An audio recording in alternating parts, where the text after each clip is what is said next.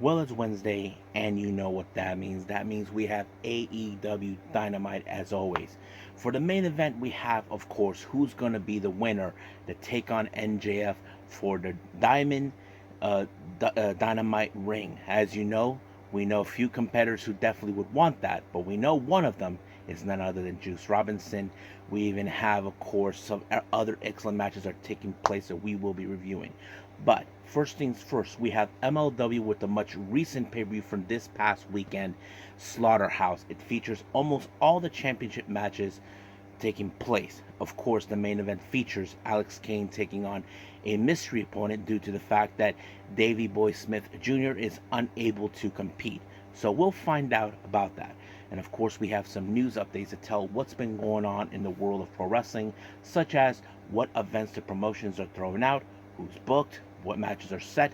Any wrestlers are either signed or departing from their promotions. And of course, some injured wrestlers, the whole enchilada. So, let's get ready for another episode of the Deleted Wrestle Zone.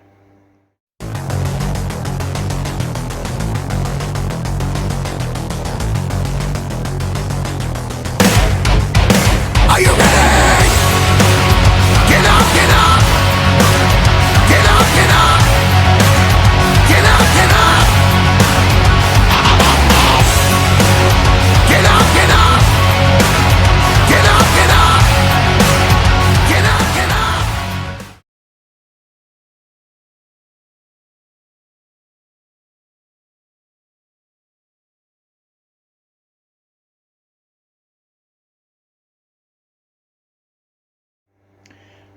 Welcome everybody to the Deleted Wrestle Zone, all things that is pro wrestling with AEW, NXT, New Japan Pro Wrestling, Impact Wrestling, the National Wrestling Alliance, various promotions, wrestlers, matches, and championships.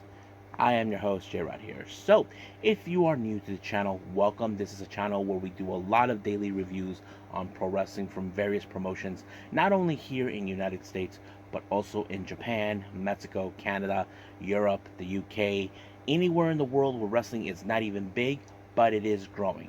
We also do some discussion videos, talk about various topics. We also do some more news updates to tell what's been going on in the world of pro wrestling and some updates alert and various other things. So if you like what you see, please subscribe to us and subscribe to us on the subscribe button, and you'll be getting a lot of daily reviews. And of course, if you like this episode, give us a like on the like button or leave us a nice comment down below. So, let's begin with our very first review, and this is from this past weekend on the 14th of October with Major League Wrestling, or MLW, with their latest pay-per-view, Slaughterhouse. Now, our opening match features the Chamber of Horrors. This was a kind of a steel cage with plunder that hasn't been used in almost 30 something years. However, this was an idea that was brought upon by none other than Mance Warner. So Mance Warner teams up with his tag partner and buddy down with the second gear crew, of course Matthew Justice, to take on the members of the Calling, consisting of Cannonball and Talon. So you probably can guess this match was going to be brutal and devastating in every way possible. However, this match ended when, of course, Mance Warner put Talon inside of an electric chair, and then he got executed when Matthew Justice pushed the button or lever, whatever he was using, and he got electrocuted, giving the second gear crew the win that it needed. Now, excellent news has been coming around for those who are in the Joshi world. It was announced that Miyu Yamashita will be making her way to MLW. Now, some of you may question, didn't we see her with AEW? I mean, we've seen her with various promotions. She is one of the most well-recognized Joshi wrestlers in the world.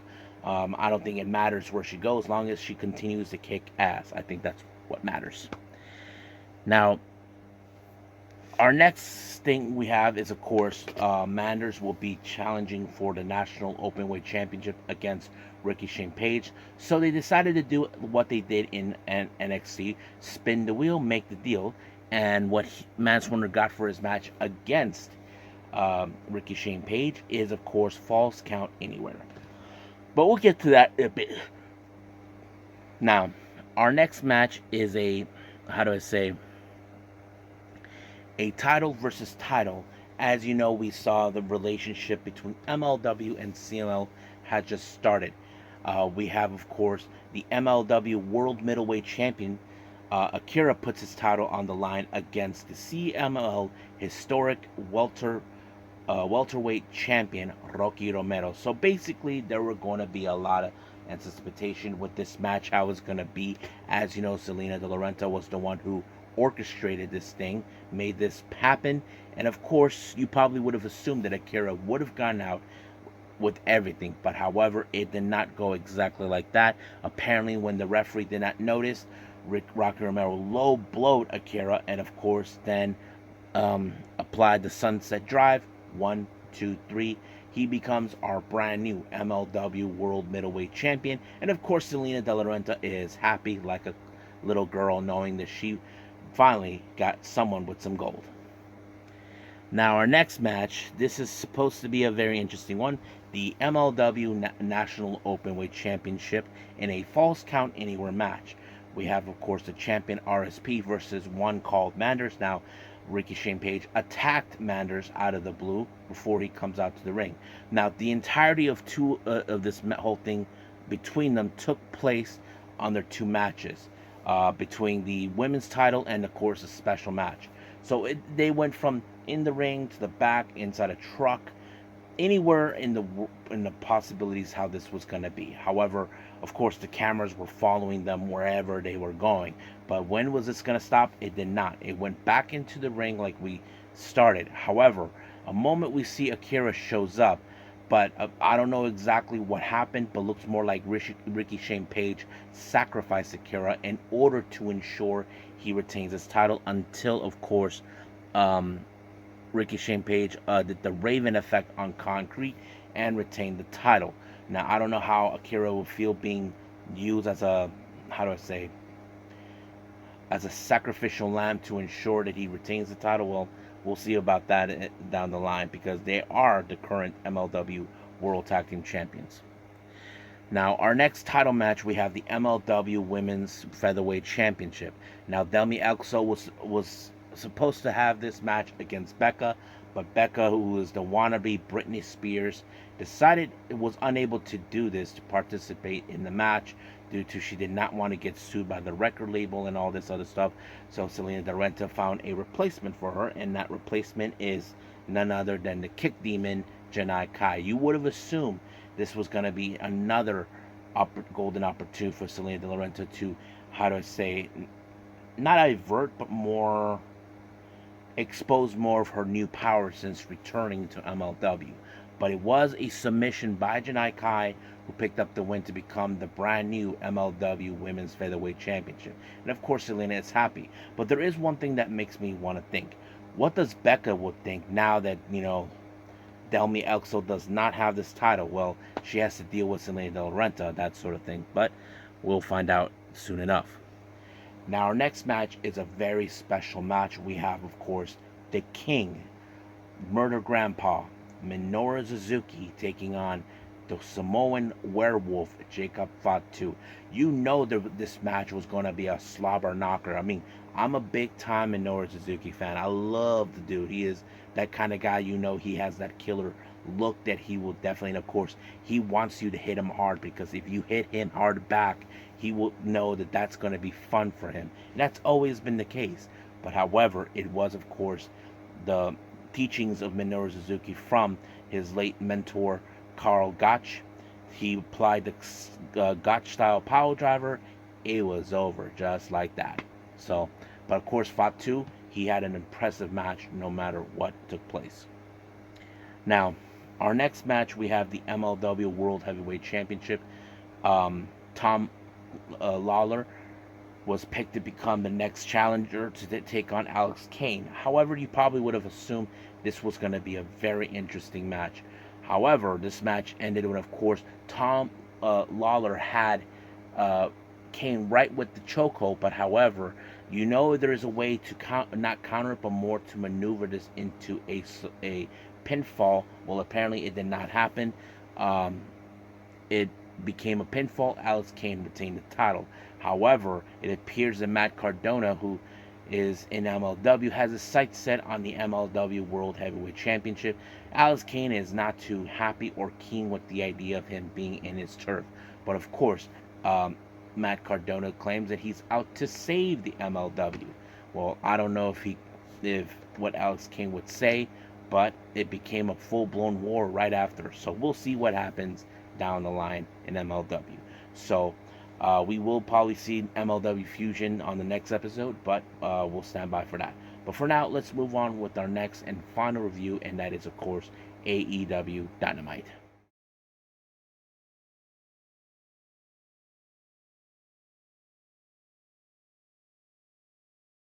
Okay, AEW Dynamite. It opened up with, of course, Penta El Cero Miedo taking on Jay White. Now, of course, like any other, there's always the X factor in these type of matches. As you know, wherever Jay White goes, of course, his flunkies, the Bullet Club Gold, will be there to follow. Just like any other match involving Bullet Club Gold, they decided to, of course, distract the referee, but it did give the opportunity for Juice Robinson to apply the Hand of God, knocking out Penta, and then, of course, the Blade Runner be in play. However, as soon as the match was over in favor of Jay White, they decided to put out a little promo saying that, as always, the results are going to be in their favor. As you know, Juice Robinson has his sights set on the diamond ring that MJF has, and of course Jay White proclaiming himself that he is the rightful champion, and he declares himself as a champion. And of course, he doesn't believe that that MJF is not responsible for what happened to him, but we'll see what happens down the road. Now, during an interview with MJF, of course, MJF, who's still dealing with that, he can't get a hold of Adam Cole since he's being held hostage by the Kingdom and Roderick Strong. But however, once again, the Acclaim decided to Max decided to try to be his friend, but apparently MJF wasn't having it. And of course, this is what happened. Daddy Ass goes out saying, he's a scumbag. Yeah, but he's my scumbag. It's more like what Max said last week, that he's playing hard to get, but we'll see what happens till then. Our next match is a eliminator match for the AEW Women's World Championship. We have Ami Sakura taking on her former protege, Hikaru Shida. Now, these two have been at each other before, either in tag team action or singles action. So far, they had 10 matches in the AEW in the course since AEW first started. However, you probably would have assumed that Ami Sakura would have bring out more of the aggressiveness of herself. You probably would have think right. But however, it was Hikaru Shida with the katana that put her away to retain the title. Now, Renee Paquette conducts a sit-down interview with Adam Copeland. Now,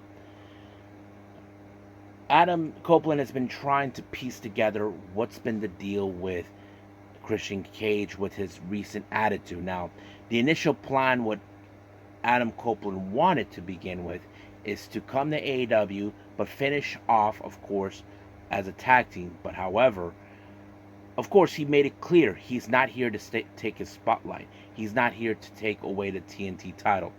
So he doesn't understand what's been going on with him, what's going on in his mind. But however, Adam Copeland does believe that sooner or later, that of course Nick Wayne and Luchasaurus are going to leave him high and dry. Sooner or later, that could happen. But the obvious question does tell in that story is when. So we'll see what happens until then. Now, our next match, we have Wardlow taking on Ryan Meneth, but this match ended with a powerbomb, ref stoppage, it was over. However, Tony Schiavone had some words that he wanted to talk to with Wardlow. However, Wardlow has one thing in mind, and that is, of course, MJF, the world title.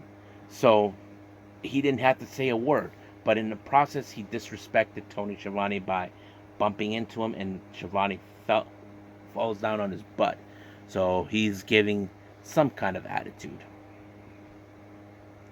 Now, Kenny Omega is already set to be in a match against none other than Aussie Open's Kyle Fletcher. So we're going to see how that match goes out. But however, Kenny Omega still has to deal with Don Callis. And then, of course, he did say that he will wants to be challenging MJF for the world title. However, speaking of MJF, he shows up right in front of him, telling him that he's a fan, and of course, all this and that. But he said something to his ear that we heard.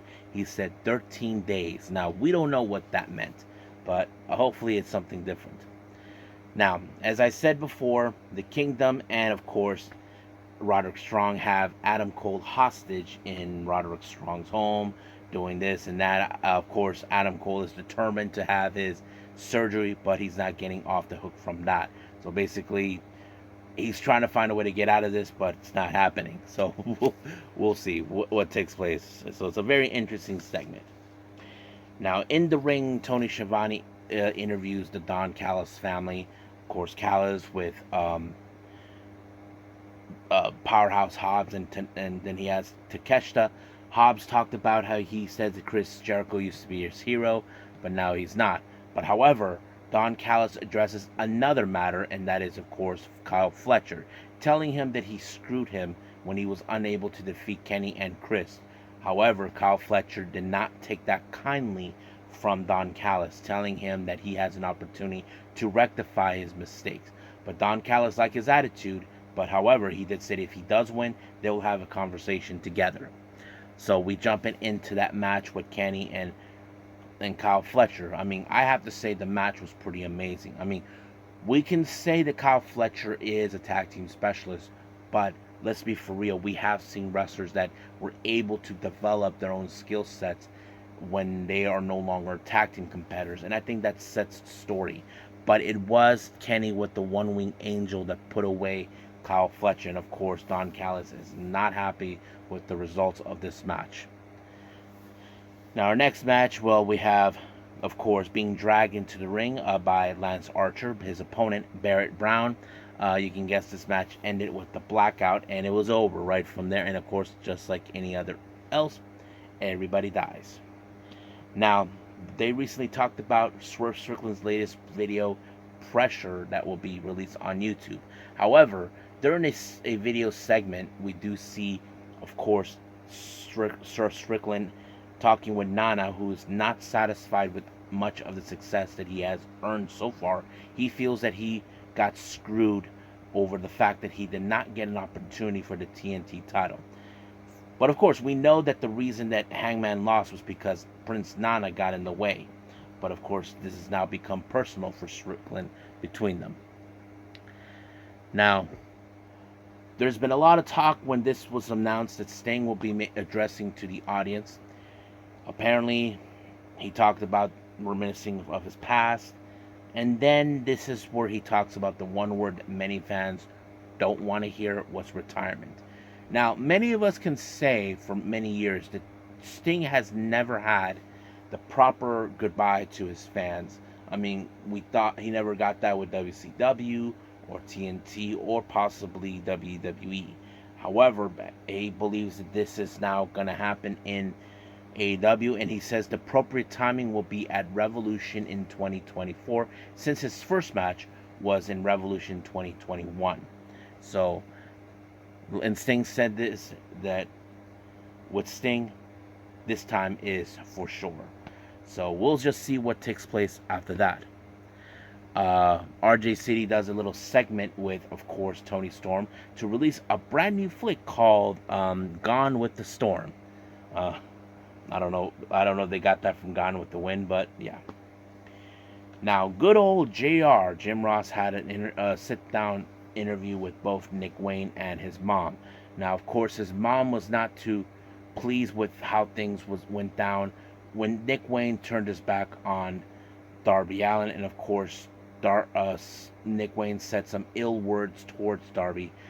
Nick Wayne's mom tried to reason with them. Of course, that sleazeball Christian Cage, who's trying to prove a point, apparently slapped her own son, and of course, Christian Cage tried to prove his point, saying you should have taken the offer with him. But however, something happened. A lot of screams was coming. We saw Darby Allin attacking Nick Wayne. He probably heard what Nick Wayne had to say about him, and of course took him out of the ring. Then of course that brute, the Luchasaurus, shows up, and then Sting shows up, tries to put him in a Scorpion Deathlock, but Nick Wayne's tooth is broken. So Of course, there's going to be the moment Nick Wayne will regret making his decision, turning his back on Darby Allin, because like Adam Copeland said, one way or the other, Luchasaurus and Nick Wayne will have no other choice but to leave hanging Christian Cage. The only question does remain, when will that happen? Well, we'll see. Now, another interview. This is our final interview that was conducted by Renette Paquette. We do see that she interviews the Best Friends along with Hook. Now, it was later foretold, because this coming weekend after Collision, there's Battle of the Belts. It was later revealed that there's going to be, of course, the championship matches being defended. Chris Statlander decided that she's going to defend the TBS title against Willow Nightingale. We know that she has challenged this belt before, but we'll see what happens until then. And as for Orange Cassidy, he will defend the International Championship as well. Cannot recall who will be his opponent, but we are definitely going to be seeing this. Now, our main event is the Dynamite Diamond Battle Royale. We had many wrestlers involved in this, but however, the interesting is the last two wrestlers involved in this was Max and Juice Robinson. However, Max was called out, MJF was called out, and all of a sudden was attacked by, of course, Jay White. While the referee got distracted, Juice Robinson used his custom-made ring to take out Max Caster, but also saying that he will walk out as the winner. So we'll see what happens next week. Will Juice Robinson take away the diamond ring? We'll see. Or will somehow MJF surpass it? Well, we'll see what takes place. And I think that's pretty much it, what we have with every review we have done so far. Let's move on with our last and final thing, news updates.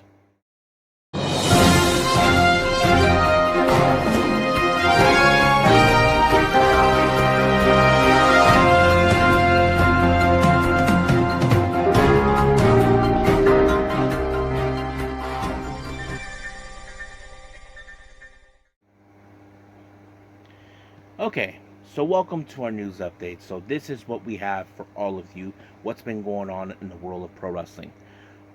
It was announced that Paul Wight, or better known as Big Show back in WWE, will be returning to an old promotion that WWE once owned, and that is none other than Ohio Valley Wrestling. This will be the first time in 20 years that Paul Wight makes his return there. Now, according to sources, it's still unclear what's his role in OVW going to be once he's there. Is he going to wrestle or just make an appearance? It's still unclear on that. Hopefully we'll get to that when it happens. Now, many people questioned about Rey Fenix dropping the title to Orange Cassidy. Apparently there was a specific reason, and this has been known to many times by wrestlers who are not eventually from here to the United States. Rey Fenix had to drop the title due to the fact that he had to take care of his visa issues. Now, this has been common with many international wrestlers. Buddy Matthews had this situation too. I'm sure that he will try to resolve it himself. Recently, there's been reports coming in with the NWA. As you know, they were coming up with a new TV deal. Well, apparently that TV deal is going to happen. It's going to be on the CW network. So we know that they have been trying to establish themselves even more. But I have to say, this is a very interesting thing to see that NWA has got this deal. Now, an interesting development was revealed by Luchablog about a certain situation taking place with two of their CMLL Amazonia girls, Zuxis and Catalina. Apparently they've been having a beef. That beef is a move known as La Diva del Ring. Now, according to Catalina, she uses that when she was with WWE, and she continues to use that now. However, Zuxis was the one who's been using that move as well. So it looks more like they're saying who is sold. This is something similar to what we saw with the shooting, with the sharpshooter that was created by Owen Hart, and of course the entire Bret Hart was using it himself as well. Now, moving on. As you know, that we have the collaboration between Prestige and Tokyo Show Pro Wrestling with Combat Princess USA taking place on the 29th of December. They announced for their next participant is none other than Palm Arajuku. Now, if you guys remember, many people questioned why wasn't Palm around for the LA show when Tokyo Pro Wrestling was here during WrestleMania week. Well, it's still unclear, but now many fans will get the chance to see her. Now, Scott Edwards from Voices Wrestling, Voices Wrestling, and Fightful Select, who's been covering mostly the Joshi wrestlers. He actually put something about the Joshi wrestlers and the Pro Wrestling Illustrator. For this is what they have. I'm just gonna put a few. Julia has been named number 2, Tam Nakano number 5, Asuka number 11, Kairi number 16, Miyu Yamashita number 17, Mizuki 19, Sayaka Mitani 20, Io Shirai 24, Hikaru Shida on the 28th, 30th Mayu Iwatani, 31st Suzuki, and so on and so on. So there's wrestlers that they even mentioned, like Starlight Kid, who was in number 76, Sayori Noi 81, Natsuko Tora 127, Natsupoi 143, Unagi Sayaka 218, Waka 239, and so on and so on. I don't know if Mina Shirakawa's in here. Let me look. Yeah, she's in 51. Maki Ito number 16. So that's pretty much what's on the Twitter. So there's a lot of names that been. I'm not going to put too much time on that. However, we do have a little interesting thing. We do have like the top 10 PW names in the women's wrestling for 2023. This is who we have from 1 to 10. Starting at number 1, we have Rhea Ripley. Number 2, Julia. 3, Bianca Belair. 4, Jamie Hayter. 5, Tam Nakano. 6, Athena. 7, Deonna Purrazzo. 8, Willow Nightingale. 9, Camille. And then 10, Jordan Grace. So those are the names that have been announced for that. Now for our later on, as you know, we have the New Japan Fighting Spirit Unleashed taking place later on this month. There's going to be like a bit of a number 1 contendership for the strong openweight title. There's going to be a 4-way match. We have Satoshi Kojima versus Fred Rosser versus Alex Coughlin versus Jeff Cobb. Now, Meltzer has put out a report about the Tuesday ratings that took place. NXT has went up to 798,000 reviews with a rating of 0.23. He also put that baseball had the viewership of 5.13 million with the rating of 1.24.